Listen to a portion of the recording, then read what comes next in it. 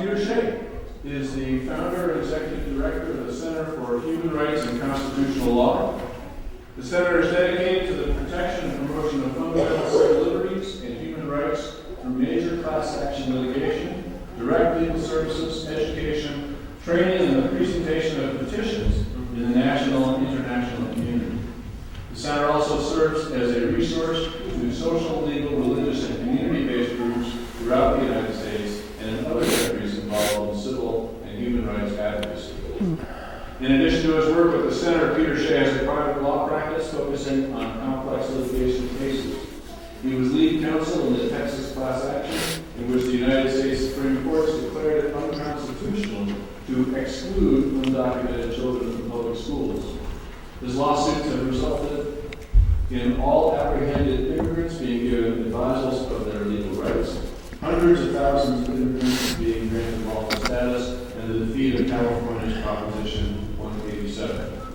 Mr. Schey also founded Casa Libre, a home for unaccompanied immigrant children in Los Angeles, and engages in legislative and administrative advocacy on issues impacting vulnerable indigent populations. Mr. Schey has agreed to represent and advise First Unitarian Denver, its officers and staff in our efforts to be a sanctuary congregation for our family facing deportation. And also represent and advise the American Friends Service Committee and its officers and staff in their work with First Unitarian in the sanctuary movement. So we are grateful to have him. We're grateful to have his representation, and we look forward to an informative and productive discussion. Great, thank you. It's I'm honored and to be here with you, and very appreciative of the opportunity to join you in this discussion and to hopefully answer questions that you may have. I thought I would perhaps give a little talk for whatever, maybe 20, 25 minutes or so, and then take questions at the end of the talk. I guess first thing I should just find out is, can everybody hear me okay? Yeah? Okay, perfect. Let me start out just a little bit and mention a bit of the history of the sanctuary sort of movement. The first I got involved, seemed like ages ago, was really in Arizona when Reverend John Fife and some other activist, faith-based folks decided that they were going to bring attention to the plight of undocumented immigrants by offering them a sanctuary and by creating what they called the sanctuary movement.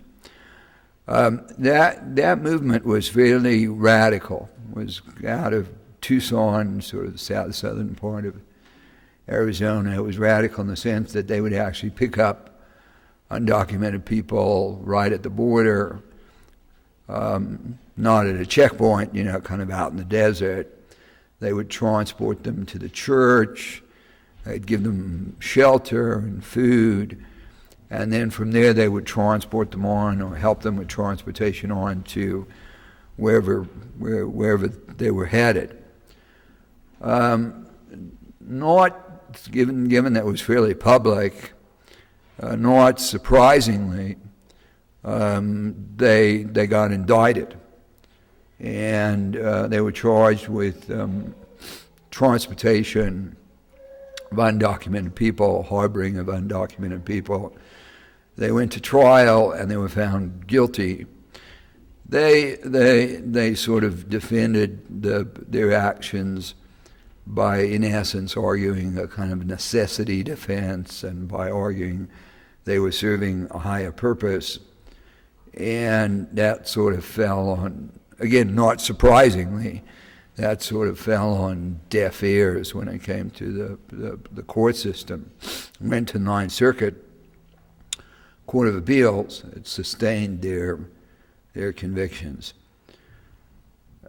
I could be wrong, but best I recall, they didn't serve time. I think they got sentences of some sort of probation, things of that nature. That's sort of the genesis, at least I'm sure there were some sort of sanctuary movements before I was born, but that was my first exposure, and I worked closely with Reverend John Fife and others as a young lawyer, not as a driver of the vehicles. And then more recently, some folks in Los Angeles decided to start what they called the New Sanctuary Movement. And this is about 5 years ago. And they asked me to get involved and to represent a few churches and this and that, and to provide help to the people who were selected to go into sanctuary. And I agreed to do that. And we fairly carefully selected people. And one of the things that I think, if you guys decide that you are going to offer the church as a sanctuary, I think that one of the things you do want to do is to ask yourself, well, kind of why are we doing this, and kind of what's the point, and if we're going to do this, how and why would it make a difference in the debate around the dysfunctional immigration system that this country seems to have? And I think the answer to that question, in part, is that you'd want to select a person to go into sanctuary who is a fairly typical example of one or another aspect of the dysfunctionality of the current law.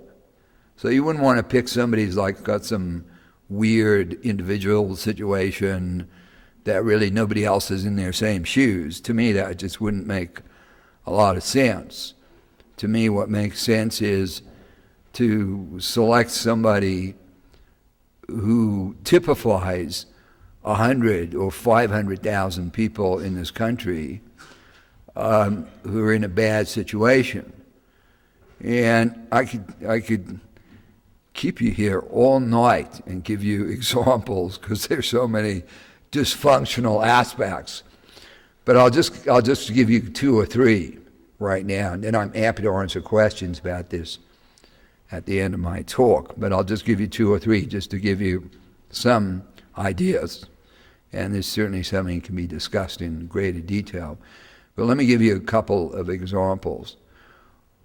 Ever since 1996, this was not true before 1996, but ever since 1996, in 1996, remember Newt Gingrich was kind of running the Congress, and he had his famous contract with America. I think that's what it was called, and I think the Republicans controlled the House and the Senate, and so it was definitely a Republican world back then. I guess President Clinton was in the White House, and the Republicans passed a law in 1996, amendments to the Immigration Act, that President Clinton signed, that are extremely harsh, and that introduced new, almost like a zero tolerance policy. These laws are with us until today. Nobody's had the political skills or the wherewithal to really address them. And to be honest with you, most of them wouldn't be addressed even in this comprehensive immigration reform bill that the Senate passed whenever it was in several months ago, that got bogged down in the House. Most of them not even really addressed there. But what are some of those? And I'm just going to give you 2 or 3 examples. One is that any person, any immigrant, who has ever made a false claim to citizenship is permanently barred from ever legalizing their status in this country. So of the 10 million undocumented people in the United States, I don't know if there's 10 million or 8 million or 11 million. A lot of people seem to use the number 10 million. Let's say it's 10 million. Of the 10 million undocumented people living in the United States today, there's probably at least 1 million who at some point have made some false claim to citizenship. In this one case I'm working on now, where this woman went into sanctuary in Los Angeles, in Simi Valley. She went into sanctuary. We've got her deferred action status, so she's actually home now, and she has a work permit, and she can get permission to travel, and they've kind of laid off of her for the time being. But they cannot give her a green card because even though she's married to a U.S. citizen, and even though she goes to church every Sunday, and she's got no criminal history, and I think she has 3 U.S. citizen children, something like 15 years ago, she made a false claim to citizenship when attempting to enter the United States through a port of entry in San Ysidro in California. And so that's one example. There are a ton of people out there who have made literally, I guarantee there's 1 million people out there who, on a job application at some point, put down that they were a U.S. citizen or here or there. Seems like an extremely disproportionate penalty to impose on somebody who at one point, maybe 10 years ago, 15 years ago, made a false claim to citizenship, and to not have a waiver or to consider any individual circumstances, just have across the board, that's it, you're done, you're toast, seems extremely disproportionate, repressive, and really stupid. In the sense that like this woman, Liliana, her husband, who's a U.S. citizen, petitioned for her. They approve her petition. So she's got an approved visa petition. But then she cannot go to the next step of getting a green card because she has this permanent bar. Now do you think she goes, oh, I'm married to a U.S. citizen, we have a house here, I have 3 U.S. citizen kids who are all going to school here, but I have this bar, you know what, so I'm going to abandon my whole family and I'm just going to move back to Mexico. Go live alone in Mexico. That doesn't happen in 1 out of 100,000 cases. So in other words, what the bar really does is to mushroom the undocumented population. People don't leave. It's just that they're blocked from legalizing their status. It's kind of like capital punishment for some relatively minor infraction. It's immigration capital punishment for some relatively minor infraction. That's one example. I'll give you another example. Another woman in sanctuary named Liliana in Los Angeles came here about 25 years ago. I'm not giving you these examples because they're sympathetic. I'm giving you these examples because there's 1 million or 2 or 3 million people in the same shoes as these people.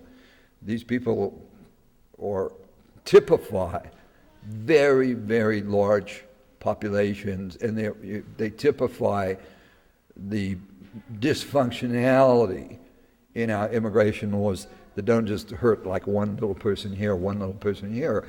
They hurt millions of people.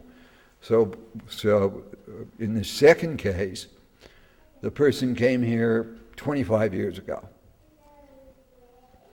No criminal history, had a child here, raised her child, I think she's from Guatemala if I remember correctly, raised her child as a single mom, does all this volunteer work. When Katrina happened, she went down there and helped out with the victims of Katrina. Just a wonderful person. No criminal history. Raised her daughter here. When you have a U.S. citizen child, until about 1976, if you had a U.S. citizen child, you could petition through that child to legalize your status. But then around 1976, Congress, the Eilberg law, Congressman Joshua Eilberg, they said, well, this is ridiculous. Everybody's just going to come here and have babies and then get a green card. We can't have that. So they changed the law to say that you could only legalize your status through a U.S. citizen child when the child turns 21 years of age. So that's been the law for a long time, since the mid-'70s. So this person comes here, she has her kid here, she raises her kid here, and when her kid finally turns 21 years of age, and she's a U.S. citizen, the child can petition for her mother.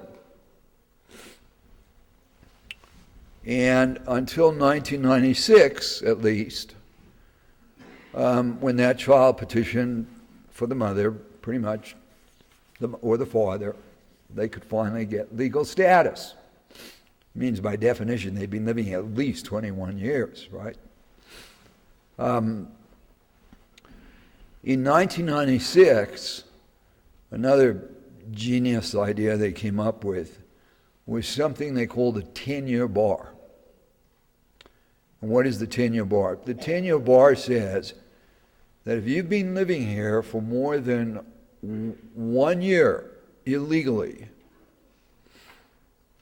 and you have to go home to get your visa. Most people have to go home. If you entered illegally, you have to go home to get your visa. You cannot get the green card here. So like this woman entered illegally 25, 26 years ago. Had her kid turns 21, kid files a petition, petition's approved, visa petition's approved. But now the mom has to go home to wherever it was, Guatemala, to get her green card. Under this 1996 law, because mom has been in the U.S. for more than 12 months illegally, she has to go home for 10 years before she can get the visa. It's called the 10-year bar. Now, there's two things interesting about the 10-year bar. One thing that's interesting is that, again, is she going to leave and suddenly go, oh, okay, what the heck, I've been living here for 25 years, I've raised my daughter here, my daughter's now going to college here, but sure, I'll go home for 10 years. No. 999 out of 1,000 people just go, well, okay, I guess I can't legalize my status. I'll just continue to live here in undocumented status. So again, it mushrooms the undocumented population. It doesn't cause people to leave. When they pass this law, they say, oh, people leave, or they won't stay for more than 12 months if we do this. Ridiculous. The other thing that's ridiculous about that situation, and again, I'm mentioning it because there are probably at least 1 million people in the United States in her situation.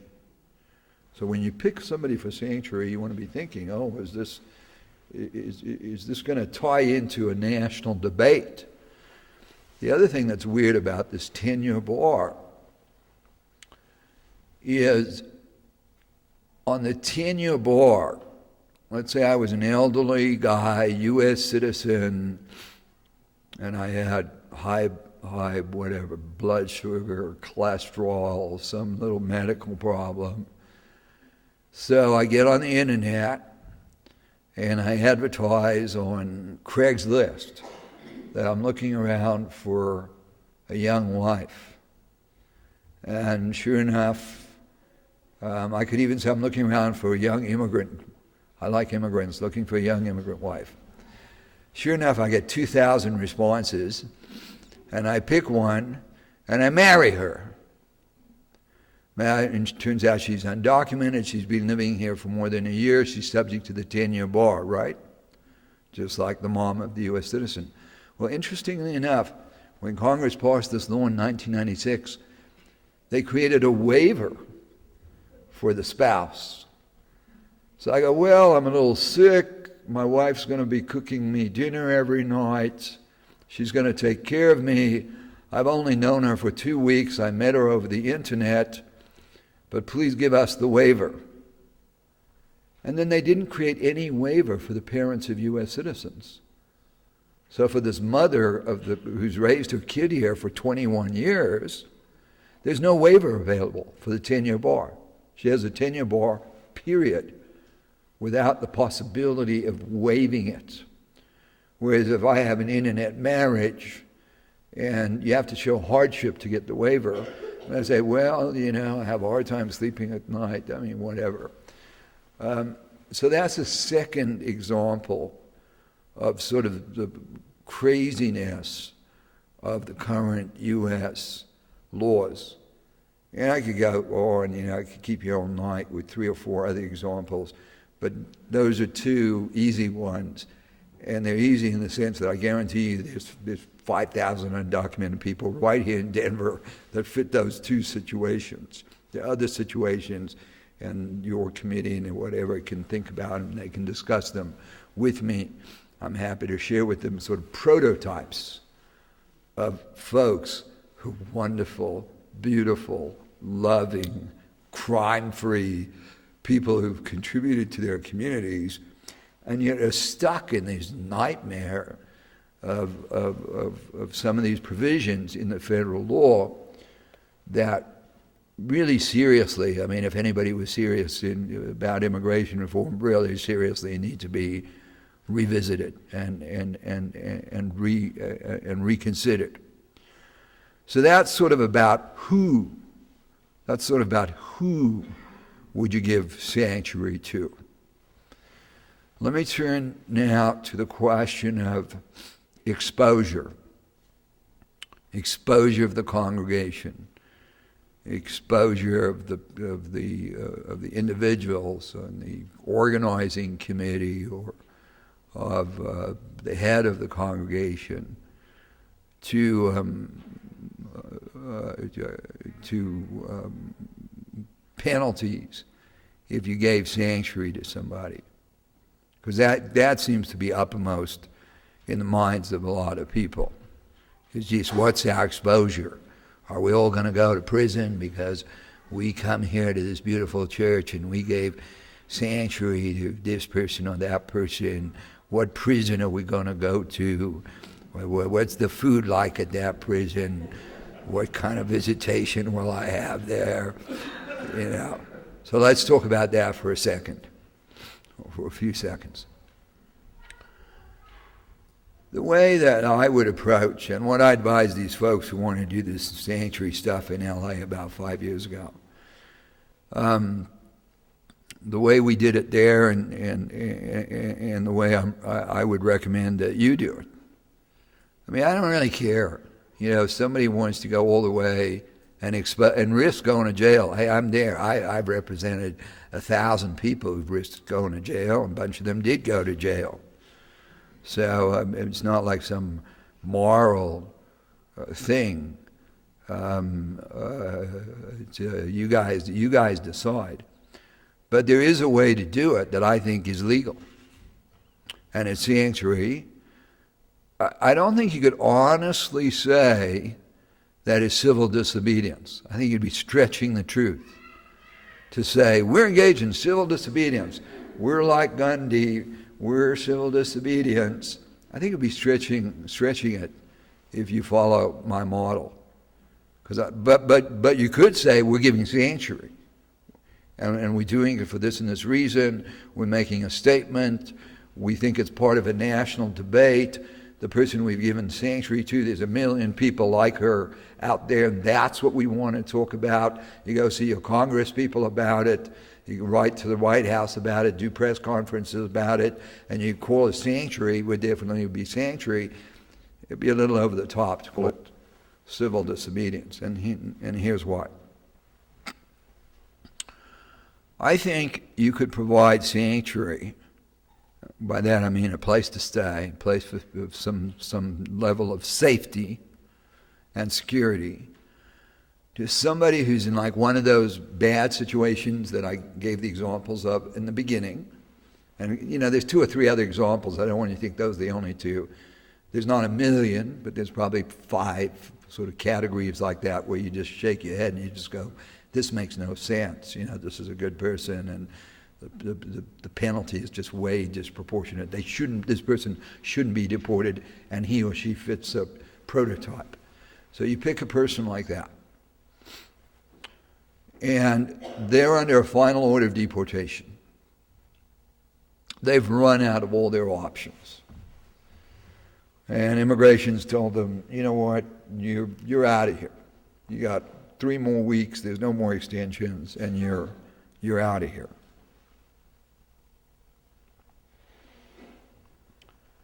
And that person has 3 options.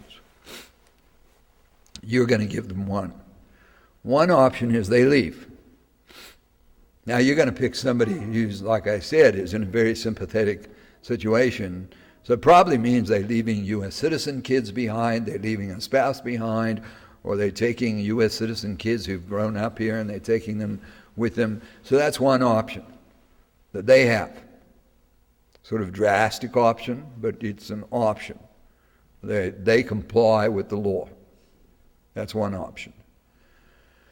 A second option is they don't comply with the law and they just stay at their house, or if they're smart, they move to a new apartment. Not too many people in this situation own their homes. So if they just go, I'm not going to leave. And there's a ton of people out there like that. Just go, I'm not going to leave. I'd rather just move to the next town, change my address, and hope I don't get caught. So that's a second option. And then the third option is you give them sanctuary. So why would that not be, how do I analyze that to say that would not be illegal to give them sanctuary? Well, okay, I've offered to represent this church, this congregation, if they give somebody sanctuary. So you give somebody sanctuary. So the first thing I would do, I will write a personal letter to President Obama and to the Attorney General and to the head of Department of Homeland Security, and I'll tell them, I represent this in this congregation, and they've decided to give sanctuary to this and this person. This is the congregation's website. Here's their address. Here's their fax number. Here's my email address. We've decided to give sanctuary to this person. And I describe the person and their situation and how terrible and sad the situation is and how ridiculous deporting this person is. But they're on notice. They're on notice where the person is. What that does is it means you're not concealing that person from the law enforcement, particularly from ICE, Immigration Customs Enforcement, the agency of Department of Homeland Security that sort of has its job is to arrest and deport people. But you're not sequestering that person. You're not hiding them. You're not playing a shell game. You're not going, oh, we have 10 congregations, but we won't tell you which one. She could be at any one of the 10. You're not doing that. You're just saying, hey, she's here, and this is it.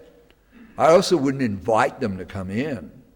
I wouldn't say, oh, by the way, whenever you want, just come pick her up.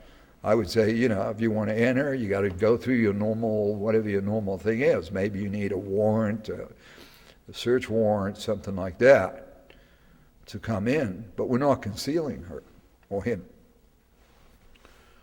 Once you remove that concealment, I don't think you're in the realm of illegal conduct anymore. I don't think it's illegal. What is illegal? What is illegal?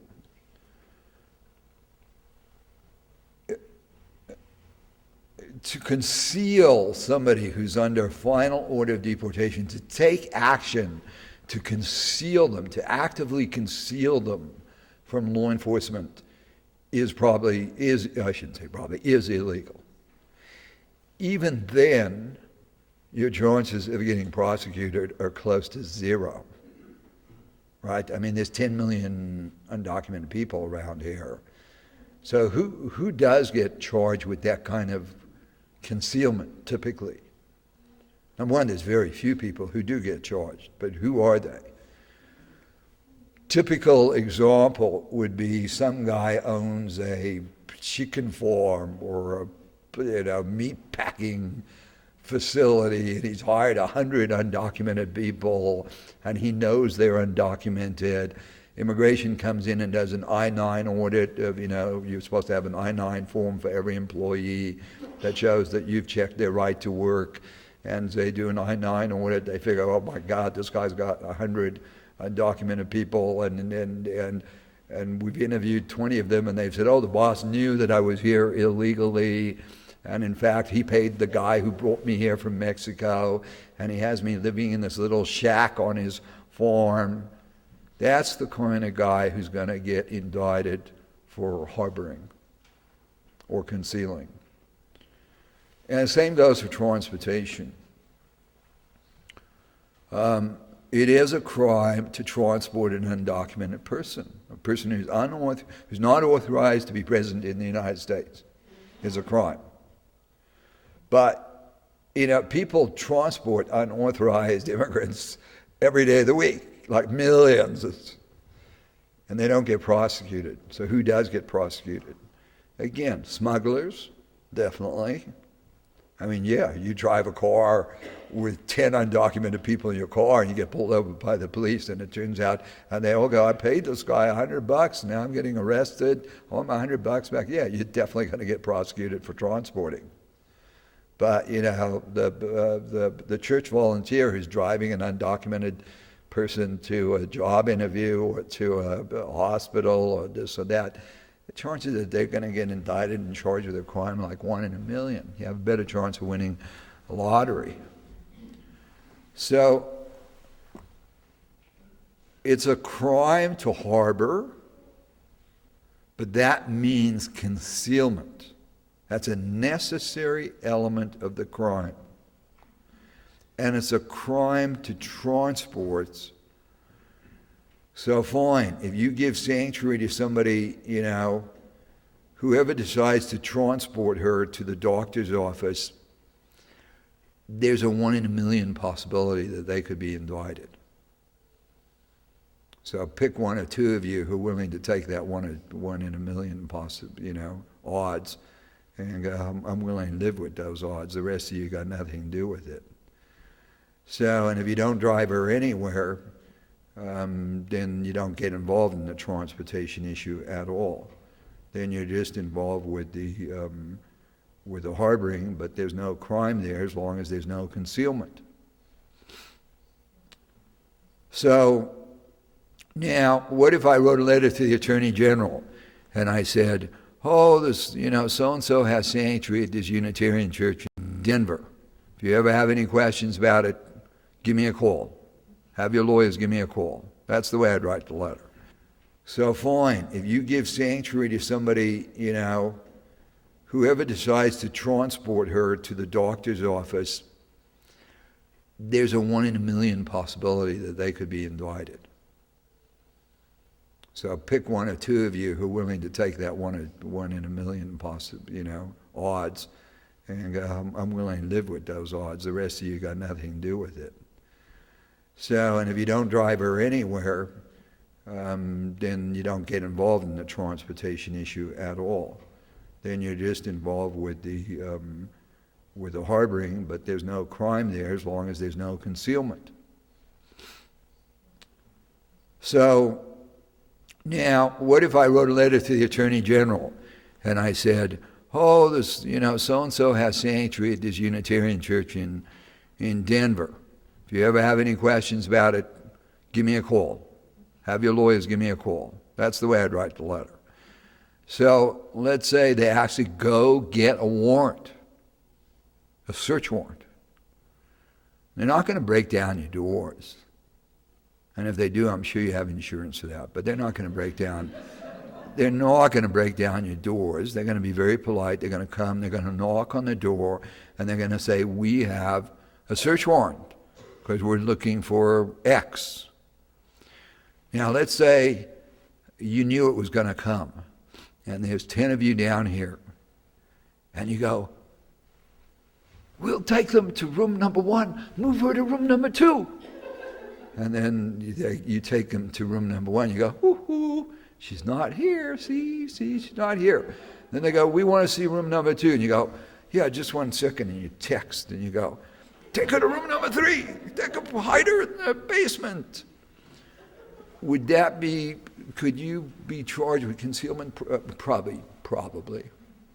Yeah, because you're actively trying to hide her from the authorities when they're kind of knocking at the door, wanting to pick her up. So, at bottom, if you follow the suggested paradigm that I've laid out, I'm comfortable. I do a lot of criminal work, by the way. I mentioned a few people here tonight. I guess even in that introduction was mentioned. I also have a private practice, and I represent very high-profile people in some criminal cases. And so I'm not a novice on criminal law, and the only most of the criminal stuff I've done is in federal court. And so I'm not a novice on this criminal law stuff. It's not just like I'm an immigration lawyer blowing some hot air here about the criminal law stuff. I know a lot about the criminal law. I don't see any criminal exposure whatsoever. It also means that I don't think you can go around and brag that you're engaged in civil disobedience, because I don't think you are. Civil disobedience implies that you're breaking the law in a nonviolent way. I don't think you are breaking the law. Unless you want to go with a different model. If you want to go with a model of, yeah, let's really hide her. In fact, let's have Peter send a letter and say that she's at another congregation.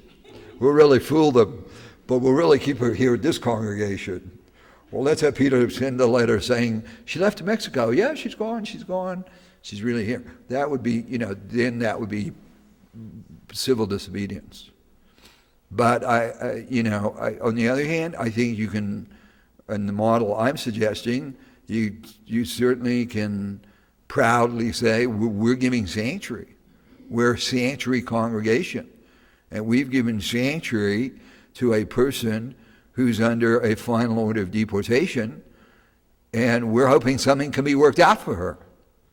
May take a few months, may take a year or two. With Liliana, she was in this sanctuary for a couple of years, and then they finally agreed to give her this deferred action status, gave her a work permit, said, you want to travel home, you can travel home, you do whatever you want now, just get out of the church and get out of our hair. So you're looking, that's the other question. Well, let me stay with liability for a minute, but remind me that I want to talk to you about the question of, because I don't think you want to put somebody in sanctuary for the rest of their life. So you want to put somebody in sanctuary where you go, yeah, this person is screwed. So we need to move them into sanctuary right now because they got 2 weeks and then they're going to have to leave the country. They're down to 24 hours. Fine, you come into sanctuary. But you also want to have some sort of a long-term plan where you could eventually move them out of sanctuary, where you can eventually figure out, and maybe it's just they're completely undocumented, but you're just going to put enough pressure on the government, you're going to get enough religious, faith-based leaders to go meet with them and union leaders and community-based organizations that at some point the government's going to say, you know what, we'll give her this or we'll give her that, just let her go home and stop bothering us, and here's a work permit and leave us alone. So that's my view of sort of a perfect candidate, that they typify a broad range of people. That's my view of the exposure. I don't think there is any criminal exposure. I don't think there's any civil exposure. The insurance, I'd have to look at the insurance policy. I doubt that they were smart enough to put in anything that would exempt it, even though I heard they got on the phone and then they called up one of you people and they said, oh, we won't cover that. It's whatever the policy says. I doubt they were smart enough, whoever put that policy together, so that my guess is that if she trips and falls here, it's going to be covered. If she breaks one of your favorite things here, which she's never going to do, it's, she plays that drum set and she breaks it, it's going to be covered. That's my guess. I don't think they're going to be able to say, oh, well, but you gave her sanctuary. Who cares? That's just a terminology. We weren't breaking the law. She was a guest here, unless there's something in there about letting people sleep here. Let me just also add, because I wanted to, and I want to wrap this in about 4 minutes so that there's plenty of time for me to answer your questions. Let me just also mention the big picture for a moment, what I think is going on in terms of the big picture. Firstly, I think there's an awful lot that President Obama could be doing to help the immigrant communities that he's not doing. I don't think he's putting his political capital where his mouth has been on immigration reform. And I don't mean by going to Congress. I mean stuff that he could just do, period, be done with it. And I'm happy, I'm not sure, I'd love to share with you a letter that I sent to, because Obama got all this blowback, even his closest Latino friends in the Beltway, National Council of La Raza, the former main lobbyist for the National Council of La Raza on immigration issues, is now Obama's domestic council advisor, top advisor, Cecilia Munoz. So he's very close to this group called National Council of La Raza. And their leader recently came out and called him the deporter-in-chief. That really hurt his feelings. So he ordered Department of Homeland Security to look into whether he could be a little more humane. So in response to that, I prepared this letter. It's about a 5-page letter. And I sent it off to him and to the head of DHS and to Eric Holder, the Attorney General, and I CC'd a whole bunch of people about what he could do. And I'd love to share that with you. Maybe I can do it through you, and then you can distribute it. It's, you can read it in 10 minutes. It's a 5-page letter. But I'll give you just one example of what he could do. You take that woman who I was talking about, the mother of the U.S. citizen child, who cannot get her green card here because she entered 25 years ago illegally. So she cannot get her green card here. So she has to go home to get her green card. Because she has to go home to get her green card, she faces a 10-year bar at home. If she could get her green card here, there's no 10-year bar. So simple. Obama could give her and the other million parents of U.S. citizens in her situation deferred action status, just as he gave it to all these youth, right? All these youth, young people, young arrivals. He gave 600,000 people deferred action status who have no way to legalize their status. She has a way through her U.S. citizen daughter. She's just blocked by this 10-year bar. So he takes those 1 million people, it's probably even more than 1 million, maybe it's 1.5 billion, I don't know. He gives them all deferred action status. Now that they have deferred action status, they can apply for a travel permit. So she applies for a travel permit, or you could just give it to them automatically. Now she goes to Tijuana for like 5 minutes. She comes back legally. So now her most recent entry was legal. Now she can adjust her status in the United States and she gets around the 10-year bar. Bam. He could grant not just temporary status, he could grant green cards, in effect, to 1 million people. That was just one of the ideas that I put in this thing. But I'd love to share that with you, just because it shows the stuff that he could do, and then you guys could do whatever. Your congregation could write letter, other congregations could write letters, similar letters to him, saying, there are things you could be doing Not just, that's great that what you did for these students, these youth arrivals, great. But there are 10 other things that you could be doing that would be really, really helpful to a lot of people. So that's my hit on Obama. Now, more controversial is the National Comprehensive Immigration Reform. The movement, if I can call it that, the advocacy movement, is really divided. And it's hard for me to say, is it 50-50, 60-40? It's just hard to say, but it's clearly divided. There are some groups, mostly in the Beltway, who have been arguing and continue to argue that is comprehensive immigration reform or nothing. We want comprehensive immigration reform, which means 10 million people get legalized and have a pathway to citizenship. And they basically support a Senate bill that came out, whatever it was, 6 months ago. I forget when it came out, about 6 months ago. The Senate passed what is called a comprehensive immigration reform bill. That got bogged down in the House, right? Because the House goes nuts when they talk about amnesty for 10 million people. They go crazy. I personally wrote a severe critique of the Senate bill. Because number one, unlike the lost amnesty, which was in 1986, that was about a 5-year path to citizenship. When I look carefully at what the Senate passed, it looks to me more like a 15 to 20-year path to citizenship. Secondly, it has provisions in it that I find abhorrent. It has a continuous work requirement. So during the whole time, during this process that you're going through when you're in this temporary status, you don't even have a green card yet, like 5, 6, 7, 8 years, you're going to be in some sort of temporary status. If you have, and I forget what it is, if you have more than something like 60 days that you're unemployed, you're toast. So to me, talk about encouraging labor exploitation.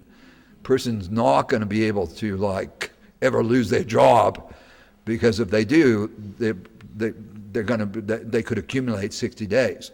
Not to mention that the people hit the hardest by that are going to be day laborers, single mothers, et cetera, et cetera. There's a requirement to pay back taxes that I think is ridiculous. It's going to create everybody's going to commit fraud. Then they'll screw people and say, oh, you committed fraud. All kinds of provisions that I just found horrible. Not to mention about $40 billion set aside for new enforcement. So that going forward, it's truly a zero tolerance thing. You know, it's kind of like, okay, fine, we'll give this terrible amnesty to 10 million people, but in return, it's absolutely zero tolerance going forward. So the alternative, and I've not really put this out in detail yet, but there's discussion about it. The alternative is to think about incremental reform. And that's kind of where I'm headed. That the political consensus is simply not there for rational, comprehensive immigration reform, particularly with the House that we have today. It'd be like a LGBT group going up and saying, we want comprehensive gay rights reform right now. Well, guess what you'd get in this House of Representatives? You wouldn't want to touch it with a 10-foot pole because it would be horrible. So my feeling, honestly, is that the political consensus is not there for comprehensive immigration reform today. And we would do well to take a deep breath, step back, realize that, admit that, and to say, you know what, there's certain obvious groups. Let's do this incrementally without the $40 billion in future enforcement. And I'm going to end in 30 seconds. Who are those groups? the DACA groups, the groups Obama just gave these young arrivals, people who came here through no fault of their own. They were brought here as children, 600,000 of them. Fine. It's an obvious group that they've been here, they've gone to school here, they've gone to college here. Legalize those guys. They're never going to leave. TPS people. These are Central Americans. There's about 800,000 of them. They've been here for 25 years on the status that has to be renewed like every 18 months. It's a temporary status. Refugees from the Salvador War, Guatemala, Nicaragua, they've been here for like 25, 30 years on this TPS sort of temporary status. 800,000 people. Give them green cards. Take them off the table. There's these parents I was talking about the U.S. citizens who've turned 21, who are blocked by the 10-year rule. Let them take them off the table. That's another million people. There's the ag workers who everybody's in agreement that they ought to be legalized. The growers want it. The farm worker union wants it. There's no dispute. There's high-tech workers. There's 4 or 5 populations that would amount to 5 million people, but you just take them sequentially and they're kind of no-brainers. So that I'll end with that, just the thought that maybe we need to start thinking about a sort of sequential immigration reform. Now, of course, if the Democrats took over the House, and there'd be a whole different situation, but nobody seems to think that's going to happen. Okay, so that's sort of my view of the big picture of the big enchilada. And so let me stop there and just open it up to answer any questions that you may have. Right. I think that's a really tough question. I don't think I really have a intelligent, rational response. I think that number one, I think work needs to be done at a state and a local level, in the sense that states may be in a position to, at least with certain targeted populations, disabled children, elderly, etc. I know that in California, there's certain sort of targeted populations like that of undocumented people that qualify for state benefits. So I think one level of advocacy would focus on a state level. And I think a second level of advocacy would focus on congressional action. Although I must say, getting anything intelligent through Congress right now is probably exceptionally difficult. On the other hand, the arguments, and I would certainly marshal the arguments which are compelling. The idea that, geez, if a person has tuberculosis, you want them going to a hospital and getting treated regardless of their immigration status because it's a communicable disease. Or if somebody has a medical condition that could be treated relatively promptly and inexpensively, you want to treat it regardless of their immigration status before it becomes catastrophic and an emergency, in which case they're eligible for assistance regardless of their immigration status. So under current law, pretty sure all around the country, emergency care everybody can get. So when the situation turns to an emergency, then it costs like $250,000 when you could have dealt with it when it cost $20,000. So I think you have to marshal those kinds of arguments and then lobby at both the state level and at a federal level.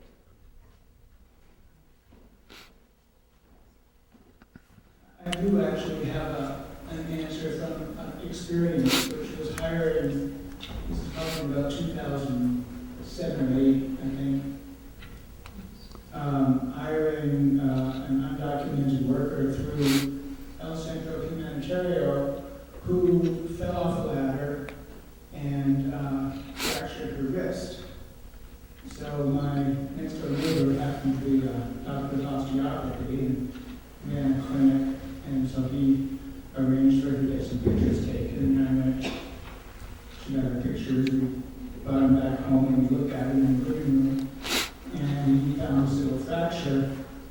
So I took her the next day to Denver General, or Elgin Hospitals, and so emergency care, and that was provided. But then they took an X-ray after the wound was set and found that actually it needed to go in and had to be reset. So now it wasn't emergency care anymore, and she had no address. I mean, she was staying with people that had no documented address. So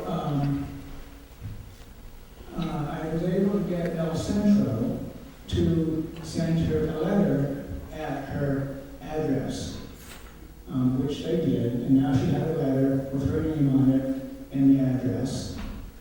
And then we went back to Elgin Hospitals, and she was eligible for the CHCP Community Health something program, and then they did go ahead and take care of the cost for the remaining surgery that needed to be done. Great. The question, so when you were talking about housing someone in the church and writing the letter and letting what's going on and so forth, and so let's say somebody does come to the church, and there's this little sort of peeking about which room are they in. I wasn't completely clear whether moving them from room to room, that constitutes concealment, I thought, but I wasn't clear what the alternative was. Sure. I mean, I think that if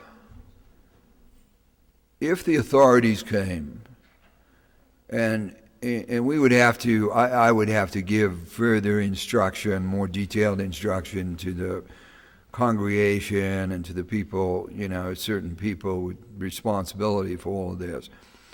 Number one, I mean, I would try to be in touch with the authorities, and hopefully, and I think this is probably likely, that if they were real, number one, they're not going to come, they're going to be loath to come to a church.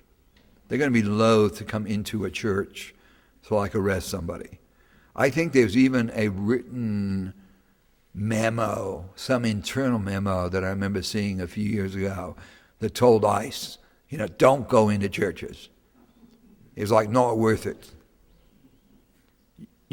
God will strike you down. Plus,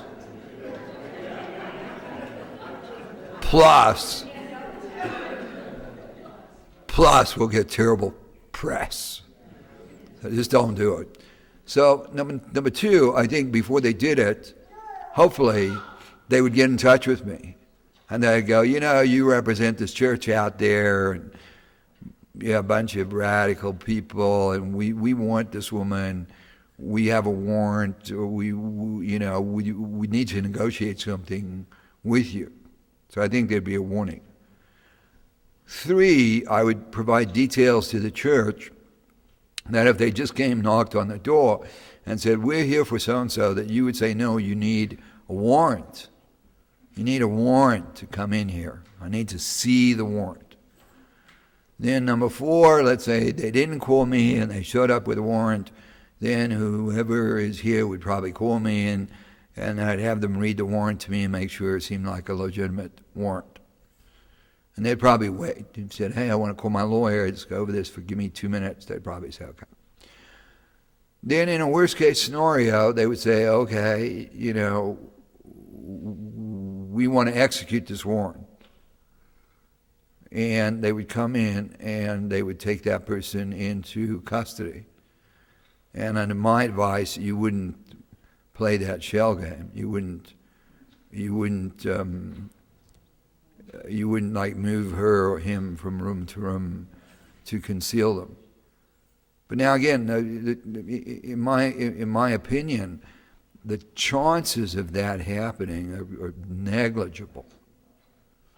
I mean, I couldn't give you a precise thing on that, but you could have a rogue district director who's like an undercover Nazi and hates the Unitarians for some reason. I mean, anything is possible, but I think the chances of that. I mean, in Simi Valley, where we had this woman in sanctuary, the anti-immigrant crowd was demonstrating. They would come, so that's another issue just to consider.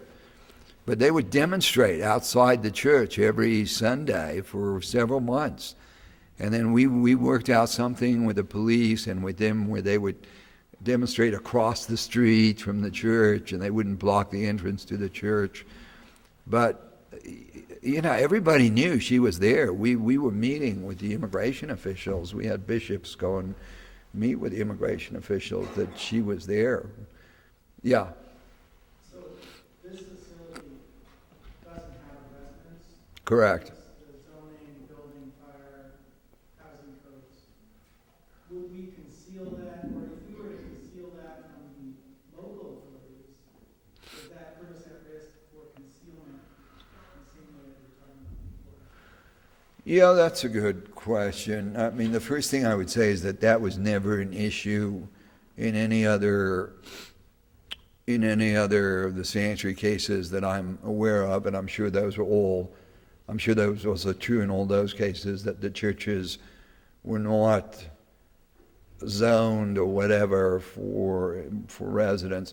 I've not examined that for this particular church. I mean, is this not a residential neighborhood? I see a lot of places that look like houses outside, but maybe I'm wrong.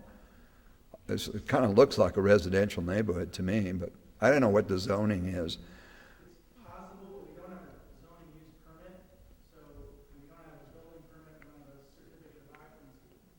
So I'm just wondering what measures we should take before we... I guess I would be happy to look at that question. I couldn't, I couldn't give you a definite response without looking at it. For all I know, this is zoned residential, and it might have to do more with the building permit that was issued as opposed to the zoning.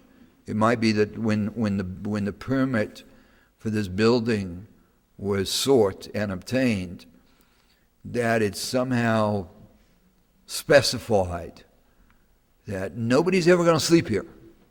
Well, I'm pretty sure, speaking from experience as an architect, and I think John and I are both architects. Yeah. We're pretty sure we don't have a permit for residential occupancy. So, Right. assuming we don't, I'm just worried about this concealment thing because, would we write a letter to the mayor and say, hey, we've got a person here, and be just as forthcoming with the city as we can be with the... Yeah.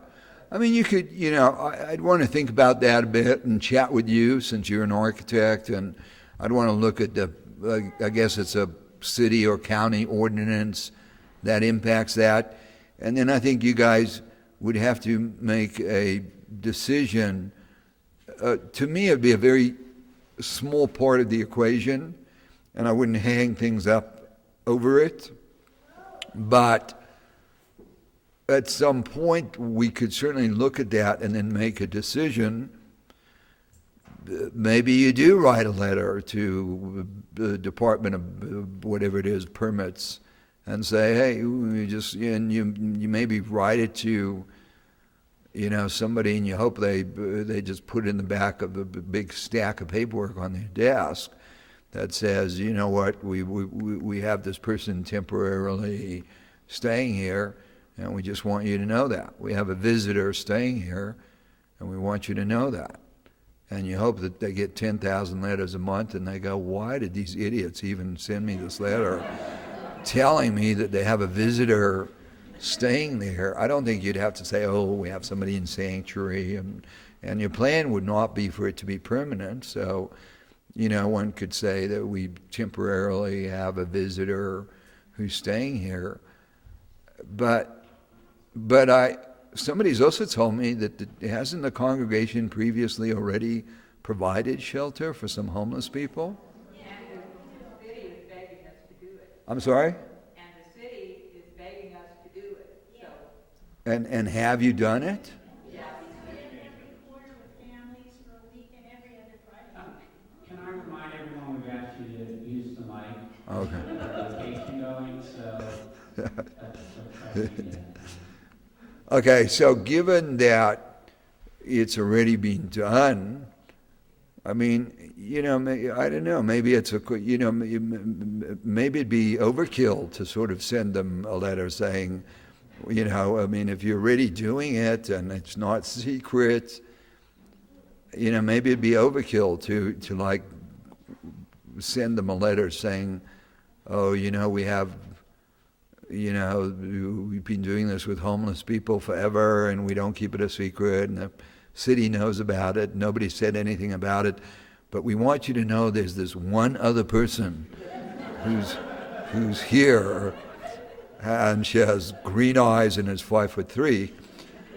So I don't know. It's something worth discussing, but it doesn't seem to me to be anything that your decision should hinge on. I think it's something can be dealt with fairly easily. Hi, thank you so much for coming here and allowing and offering your services pro bono. Sure. And even allowing the videotape of your presentation. Sure. Pleasure. I know there are people that wanted to hear you and couldn't attend tonight. Could you explain how the attorney-client relationship might work? Do you envision written agreement, communicating with certain people in a control group, or how? And I guess we have another defense that would rely on sound advice of counsel. Yeah. And this could be exhibit one, I guess.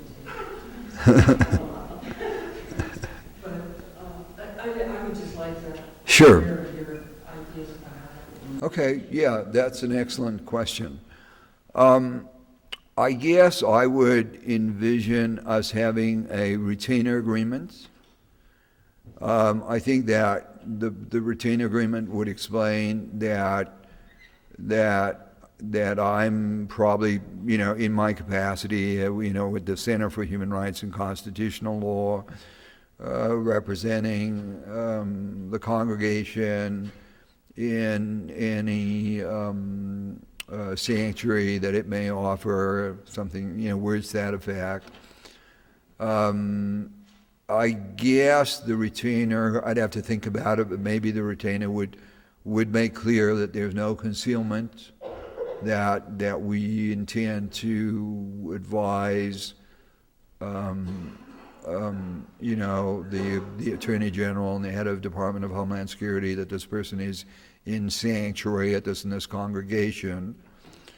I guess it would say something to the effect that and what I would envision is that if the government has any problems with this congregation offering sanctuary, I would communicate with the government that I'm the person that they ought to call, that I'm representing the sanctuary, so they shouldn't call I'm representing the congregation, so therefore they should not call the congregation, they should call me to discuss any problems or write to me. I guess I had mentioned in some communication, but I'm very flexible on this, that I run a homeless youth shelter for undocumented immigrant kids. So talk about sanctuary. I don't write to the Attorney General and tell them every time I take in a new undocumented kid but it's right there on the web. So I run a shelter, pretty visible shelter for undocumented kids. So I thought if the congregation wanted to make any kind of contribution to my homeless youth shelter, which is called Freedom House or Casa Libre, that would be fine, but I wouldn't set a dollar amount. It's really up to you guys. That would really be the only quid pro quo. I guess if from time to time you guys wanted me to come out here, just like today, I would want you guys to pick up my out-of-pocket expenses to come and meet with you, visit with you, talk to you, answer questions, whatever. That really shouldn't be. It's not like I'm looking for a monthly visit out here. I'm very busy. It shouldn't be necessary. The kind of thing we might want to do a couple of times a year, maybe not. You might have a new person in. Maybe when you have somebody in sanctuary, you'd want me to come out, meet with them, look at their case, talk to them, blah blah blah. If I was not available, there are two other lawyers in my office who are both super competent, very bright people. They could be relied upon in my absence in an emergency. I would envision having me be in touch with the head of the congregation or a committee of the congregation. That's sort of pretty much about it. If there was ever any sort of action taken against the congregation, which I don't see happening, I would represent and assist the congregation with that.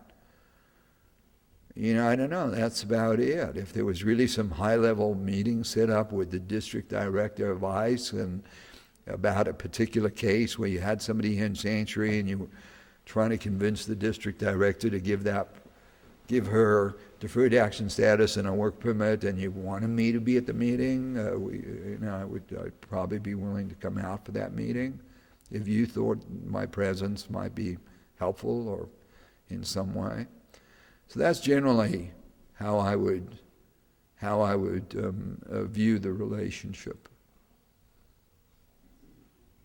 If I thought you were all going to get arrested tomorrow, I wouldn't do it, because then I would say, you know what, you need some local criminal lawyers. You don't need me. But given that I think that there really is no exposure, or the exposure is so slight, I don't mind doing it despite the distance between us. And I'd certainly be available for questions. In other words, if in the course of doing this, suddenly somebody has a new question about the permit or the insurance or whatever. The insurance company just wrote you a letter and said X, whatever. If she trips and falls, it's not covered. And you want me to weigh in on that, I'm happy to look at those questions as they crop up. Okay?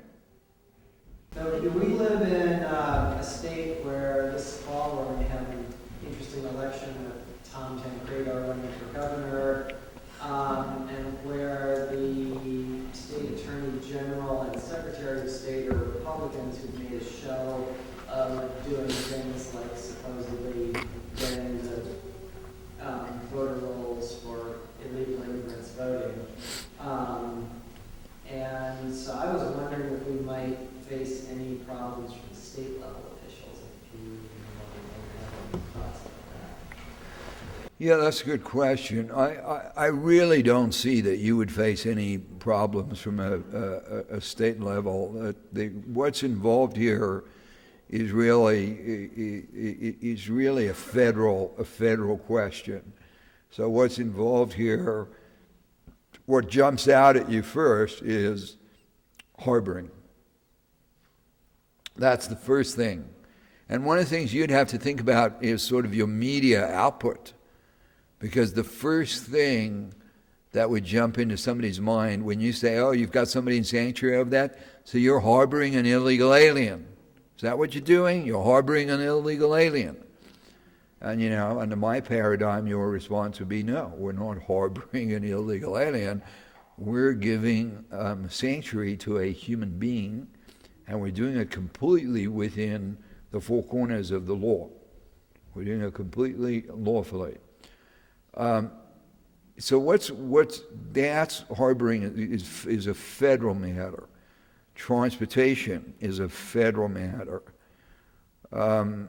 I don't think, I could be wrong, I don't think Colorado, there's 10 states that have a state law that makes it illegal to transport an undocumented person, but even that is for gain.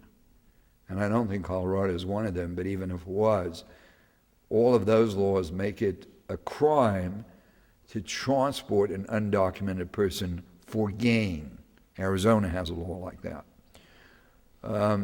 So that's one way state authorities would get involved, but I don't think that that's pertinent here. You're never going to, if you have a person in sanctuary, you're never going to transport her for gain.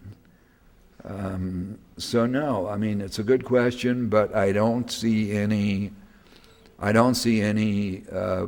involvement on their part. And by the way, a related question would be, what about your nonprofit status? What about your whatever status you have, some sort of 501c3 tax exempt status? I don't see that as a problem either. Unless Hitler takes over the country, it's not a problem, because the paradigm that I've suggested is not illegal. It's sanctuary, but it's not illegal. It's not harboring, you're not breaking any federal laws. So I don't see any threat to any sort of nonprofit status that you have. Okay, other questions? Yeah. I appreciate how you started this evening talking about the strategy and how we should choose the person. And you mentioned that the sanctuary should be temporary. So in your other experiences, how long? And also, is the person required to stay within the four walls of the church that entire time? Yeah, those are really good questions. The how long is hard to say. It depends on the case that is selected. And, to me, an ideal case would be somebody being in sanctuary for 6 months, and then you work something out. With Liliana, I think it took us 2 years. I've got this other case now that I still haven't worked out anything. But to be honest with you, it's also that I'm overworked. And so it's not, if I put more time into her case, I could probably get a couple of bishops to go meet with district director and get her something, So it's hard to answer that question, how long? I would say an ideal thing would be 6 months, 8 months, and then you're able to work something out. You're able to build pressure, and you're able to figure out some way to get this person some sort of, like when we were discussing the case that you're considering here now, where this person's in trouble and they've got until mid-July. But even tonight at this meeting, I threw out 2 or 3 ideas where I think if those ideas are pursued, there's at least a 50% possibility that they'll lay off of her. And they'll say, fine, we'll back off of this case, and she won't need to come into sanctuary. So, but the other question you raise is an interesting question, and it always bothered me with Liliana's case, and that, I think this was the other part of your question, but it's sort of the question of, like, you have a person with children, so what do you do? Like, do you have the whole family move into the sanctuary, or what do you do? Now, with this example that I gave you earlier about the mother with the U.S. citizen kid who's turned 21, that's not that complicated, because the mother can be in sanctuary, and the 23 or 21-year-old daughter go live in her apartment, or could just live with her mother. In the L.A. case, she lived with her mom in sanctuary. But it was just her and her mom. It was not a big deal. So that one was an easier one. And so maybe the answer to that is that it's kind of in who you pick. Because that is tough. How, what do you do? Like when a person's got 2 or 3 younger children. And I don't have a quick and easy answer to that. It's something you got to, deal with. I don't have a quick and easy answer. That always bothered me that Liliana was in this sanctuary, and then I think her younger kids were with her, and then her older kids were with her husband, and they would come visit all the time. But it was difficult. That's a tough call. That's a tough call. So, one easy answer to that is you find somebody who's a single mom and she's only got 1 kid, and you go, you know what, you can both come into the sanctuary. Fine, that's easy. Or the case where the kid's 21 and is a U.S. citizen petitioning for the mom, but the mom's going nowhere. But presumably they go in and out, they go out. Well, it depends. In Liliana's case, she did not go in and out. She stayed at that church. So they do food, and she physically never left. She didn't leave the church. Now, I think that was kind of, who Lord knows what would have happened if she did leave the church, but Liliana did not leave that church for about 2 or 3 years, other than to go to the doctor. And then once we'd cleared her situation, she left the church to go to some immigration interviews. And then we got the paperwork, and then she went home. Yes, sir. Thank you, Mr. Schey, for being here. I just want to make a point of clarification to what Michael said earlier, since he brought my name up. The issue about the duration of this person, according to the building code, it's generally considered 30 days is temporary residence. Beyond that, we're actually providing residence for somebody. So it's not quite the same as IHN or any of the other things we're doing. So my concern is valid and should be considered, although I tend to review. I doubt seriously the building code is, the building officials are looking for this sort of thing. But my question is to you, just so I understand, the 3 choices that this person's immigrant might have would be to ignore the order, to move, or to move into sanctuary. So, and if we provide the sanctuary, we're not doing sanctuary in the sense that Queen Elizabeth is going to the cathedral to keep herself from being beheaded. We're providing sanctuary because we're trying to make a statement. We're trying to join this movement. Is that correct? Or is there something more in the sanctuary that has to do with a specific issue around the person who comes to live, stay here? Did I make that clear? Yeah, I think so. I think there's a duality. I think there's a duality there. I think on the one hand, what you're doing for that person is sort of insulating them from being picked up by ICE. Not by hiding them, but just because ICE makes a policy decision that they don't want to go into a church to pick somebody up.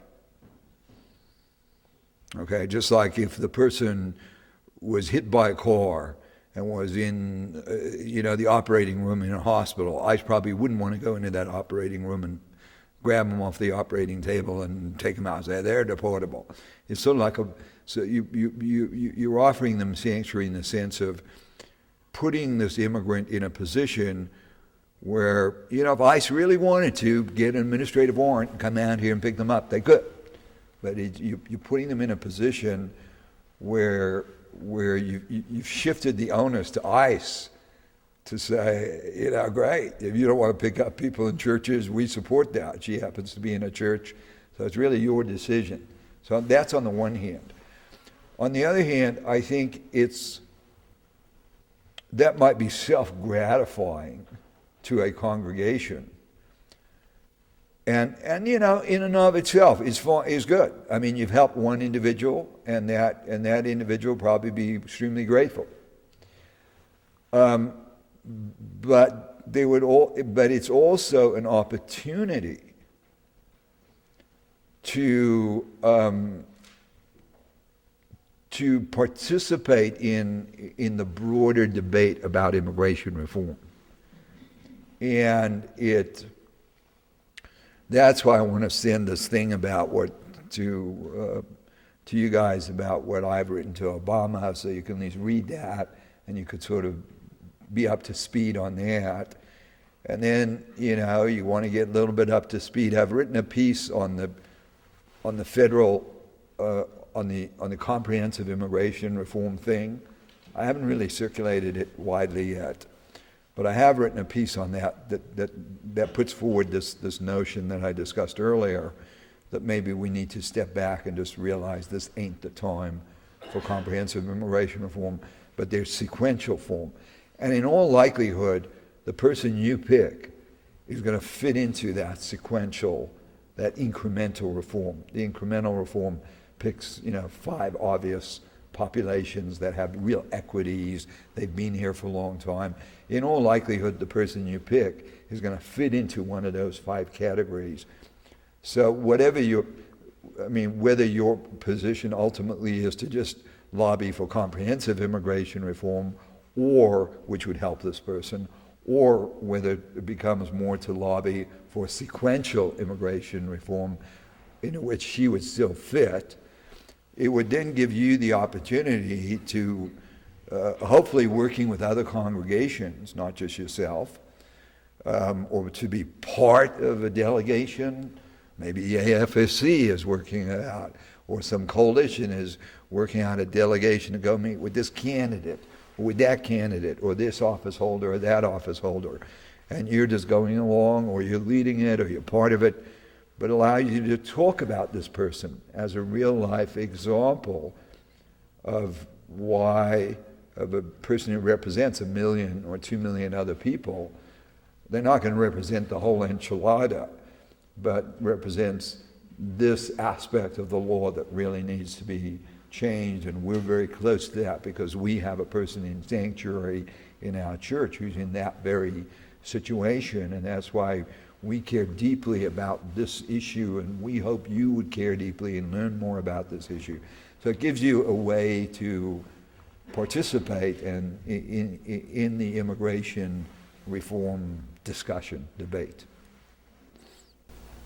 Next, I guess. I think the statute talks about conceal, shield, harbor, but also has a section, and transport, like you said. Yeah. But also has a section about encourage to reside. Do you know the case law on that, or what that might entail? I don't remember that language being in the statute, but the only cases that have been prosecuted around the country, these are all federal prosecutions, right? The states don't really get involved with this unless the states have the transportation provision for gain. So it's all federal law enforcement. And the only cases that have been prosecuted are serious cases where people are exploiting undocumented people, and they're almost all they all either involve trafficking, smuggling, or employment, and they all involve sort of abuse of the undocumented people who were harbored or who were transported or who were put to work, even though they were not authorized to be employed.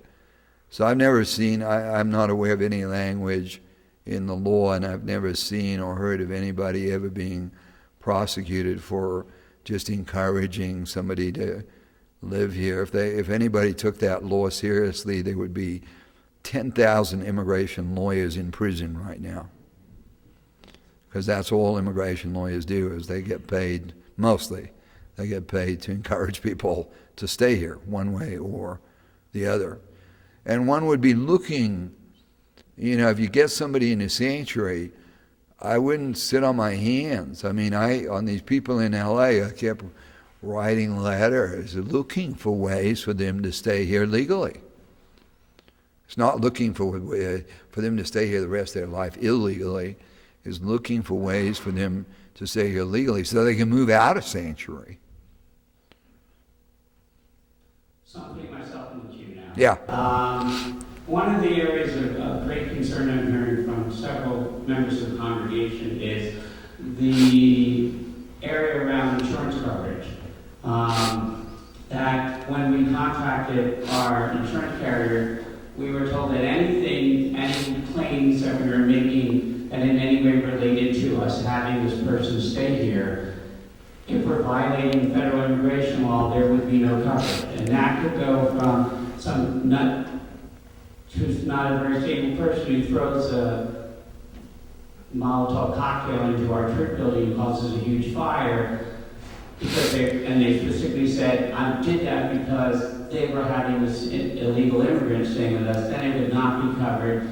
To if there's a fire from something that was being powered in the apartment, this is an area of great concern. Sure. What I heard you earlier saying is that you would consider looking at our policy for us. Am I correct in that? Because my husband is the church administrator, and I'm happy to have him send you a copy of it, if that's something that I heard correctly.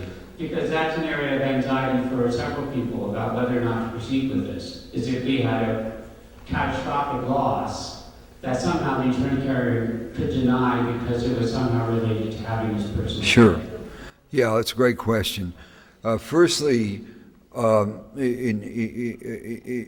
absolutely, I'm happy to look at the policy, and even though there's a lot of mumbo jumbo in these policies, if you look at them carefully for 5 or 10 minutes, you can usually, or after your eyes glaze over for a while, because there is so much mumbo jumbo.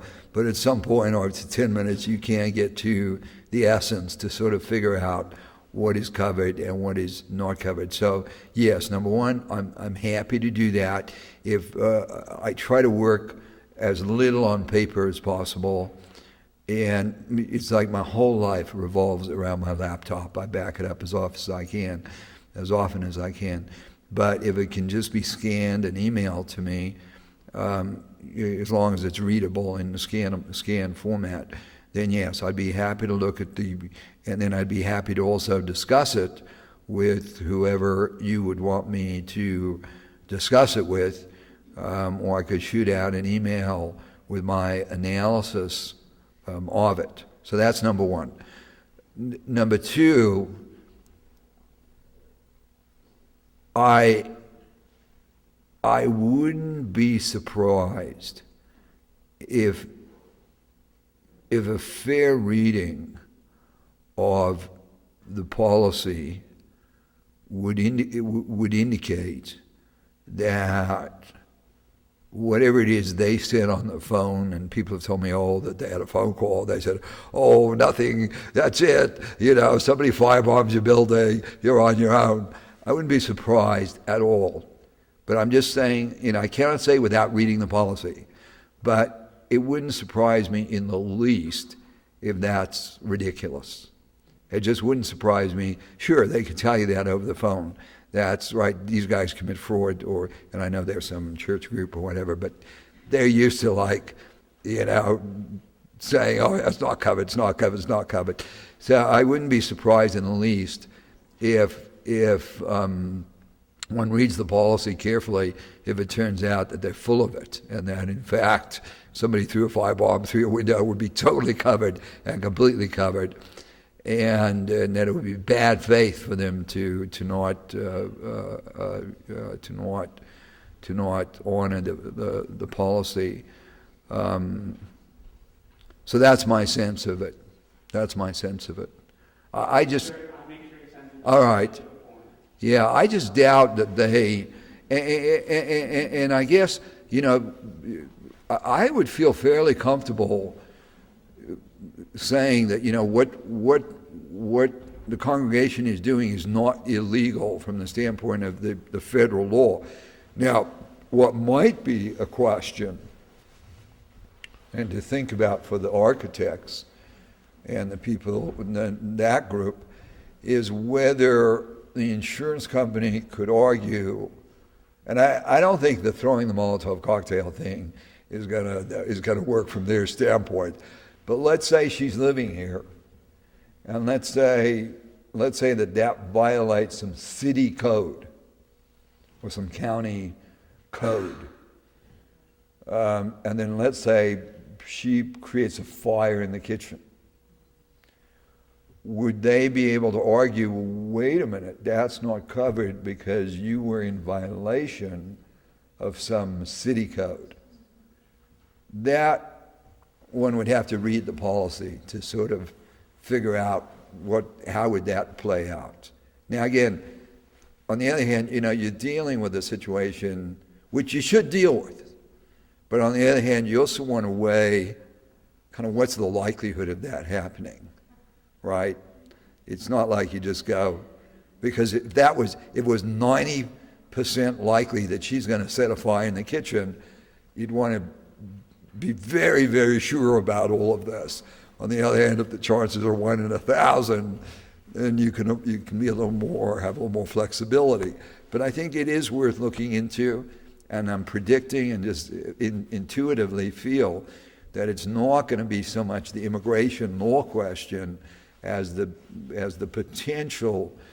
Could they ever argue, we're not paying for the damage from that fire that she caused because she shouldn't have been living there in the first place. But now, I don't think that that's going to extend to somebody throwing a Molotov cocktail through the window. That'd be a real stretch. Yes. I actually read the policy. Yes. It's actually about 7 policies, and so each policy has different exclusionary provisions. Right. Because you have your officer and director policy, and Sure. you've got your ministerial malpractice, and you've got the inland marine policy, and you've got the hazard policy, and you've got the general liability policy. All of them, except I think ministerial malpractice, exclude coverage for acts that arise from a violation. And the language varies a little bit, but they mostly say a violation of a penal statute or a criminal statute. Right. And if the damage were to arise from that, and I would like to have you look at it. If you're representing us, I think you should look at it. But it seems like it's going to turn to a great extent on how definitively you are sure that we aren't in violation of the penal or criminal statute, as to whether then that would give the insurance company the ability to deny coverage for something that occurred as a result of that violation. There were a couple of places where it simply talked about ordinance, code, civil statute. You have to parse out which pieces of the policy those related to. That's where you're going to get into your building code and your zoning and those issues. And insurance companies have, in fact, denied coverage for those kinds of, for things arising out of violations. I think you'll find case law like that. I haven't looked at it for a long time, but I think you'll find case law to that effect. The other issue I think you have to think about, and this relates to sort of the concealment concept, the policy has a provision that permits them to cancel it if anything we disclosed on our application, material that changes and we don't notify them of it. One of the disclosures on the application is that we are not aware of any violation of civil or criminal statute. And so if we believe we are in violation of one or the other of those, I think we might have a duty to notify. And then if they don't cancel, then they've accepted that, but it theoretically would give them an option to cancel. If they determine, I think the language in the policy was that they determined a significant change in risk or some, I don't have the right kind, but something like that. So I think those are the issues that we need. And I didn't look at the case law behind any of that. I just looked at the bare language of the policy. But I think those are some of the issues that we probably have to be examined a little closer. I think all of that makes sense, and I think it would be a good idea if it sounded like there were a couple of architects here who sort of deal with building codes. I think it would be a good idea if whoever is going to email me these policies if they're willing to also be recipients of the email, so that the email would be sent to both me and to the two architects who might know a little bit more about building codes in Denver than I would know, so that they could also look at it. I think that would be helpful. And yeah, you're right that most insurance policies do have exemptions for criminal stuff, and so one of the questions, I guess, that would be raised is if somebody lets somebody stay for more than 30 days in a structure that is not permitted as a residence, is that a misdemeanor or an infraction, or is it just a civil matter? That would be interesting to find out. I don't know if there's a lawyer that's in this congregation or another congregation who could just look up the municipal code to sort of figure out, is that just something, that's a municipal civil violation where they would come and they would give you a notice to cease and desist or something, or is that actually some sort of a criminal infraction under the local county or city law? That question would be worth considering. Yes. Mr. Shea, I just want to check in with you since you've been traveling today and in meetings with us since 4. Are you okay hanging in for a few more? Sure, absolutely. No problem. So it is 9:30 and we'll catch a few more questions. Sure. I would also like to put in my thanks to you for coming out here because Sure. as you can tell, there were a lot of people with interesting questions, and I'd just like to ask the question time, how do we think these things together when Lynn was asking you about engagement letter and what the scope of your representation would be, and now we've just been talking about all these issues about insurance companies possibly denying coverage or building code issues or any of those kinds of things. Are you envisioning or anticipating that that would be part of the scope of your coverage? Because even if you're telling us, I think you would win that argument, I think you would have a good defense, it's still going to be something that would be a dispute that would have to be addressed in a legal forum properly if it came up. Yeah, I am willing to do that.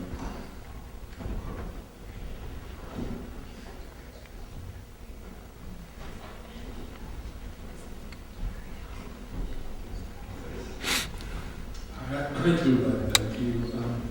I just wondering, in your past experience, if you found it helpful or necessary to have additional security at the site. You mentioned that there were counter-protesters, and you looked at something with the police department. Was there a need for extra security, and if so, do you have a sense of what that costs? I don't think so. I mean, I don't know what the prevalence is in Denver, sort of the vigilante type of sort of anti-immigrant crowd. There certainly is some of that in Southern California, and so they gathered for some demonstrations there. But I don't think there would be the need for added security. What did happen there in Simi Valley, I'll just mention this for interest, I don't mean to scare you, but because there were these demonstrators out there, the police would come out there just to make sure nothing ever happened, like on Sundays. And then after about a year, the police sent a bill to the church. And they said, oh, you owe us, whatever it was, $8,000 or $10,000, because we had to have these police come out there. And to make sure nothing happened, because these vigilante types were out there, on the sidewalk demonstrating. But we just told them, whatever, to go fly a kite, and it just disappeared. But that did happen. I thought it was just absurd that they would send that kind of letter. So we told them that it was absurd, and they ought to send it to the other guys who were demonstrating. Yeah. Yes. I just wanted to add to your answer there. The Minutemen here in Colorado are folded and disbanded, and all the really organized anti-immigrant groups in Colorado are gone. So just put that. Okay. That's good to know. Anyone have one last dying question that they'll be really sad and disappointed if they didn't get a chance to ask? What's your accent? Oh, yeah, that's a good question. I mentioned to somebody else earlier, I was born and raised in South Africa. Yeah. Well, that's very good, because I've been here ever since I was 16, and I'm like 96 years old now. So, it's been a long time, but yeah, that's the slight accent. So anyway, listen, it's great to be here. I really admire you guys, and would encourage you to move forward with this. I don't think it's going to interfere with the debate on immigration reform. I know some people have expressed that concern. I honestly don't believe. I think it's a vehicle for you to participate in the debate about immigration reform, and to not just sort of be a wallflower and go, well, fine, why should I care what you care? But to be able to say, well, listen, we've got somebody in sanctuary, and to bring it home and to describe her case or his case. So I think it gives you a certain level. It's not going to get you invited to the White House, but it gives you a certain level of credibility, lobbying on the issue. I don't think it distracts. And I will forward to you probably the piece I've written on what Obama could do, and hopefully you guys can distribute that either through email or through your website or whatever. And I guess any day I'll send you what I'm still calling a draft. I'll send you what I'm still calling a draft, which is my piece on how I think it's time for people to get real on the question of comprehensive immigration reform, and that they need to start thinking about incremental reform. I'll send that to you, because if you are going to be doing lobbying, and you're going to be meeting with members of Congress or people who are running for Congress or whatever, you're going to want to decide, are you going to go in there and just just call for comprehensive immigration reform, or you're going to say, no, we understand comprehensive immigration reform is real difficult right now, but what we would like to see is at least a down payment on comprehensive immigration reform, and we think there are these 2 or 3 or 4 groups that are sort of no-brainers. That's up to you to decide, but I'll share that piece with you. But then whatever you decide, whatever position you decide, or you send a letter to Obama or whatever, I think it adds to it adds some strength to your credibility to be able to say, we're a sanctuary church, or we've got this one person in sanctuary. So thank you very much. It's been a pleasure. Thank you.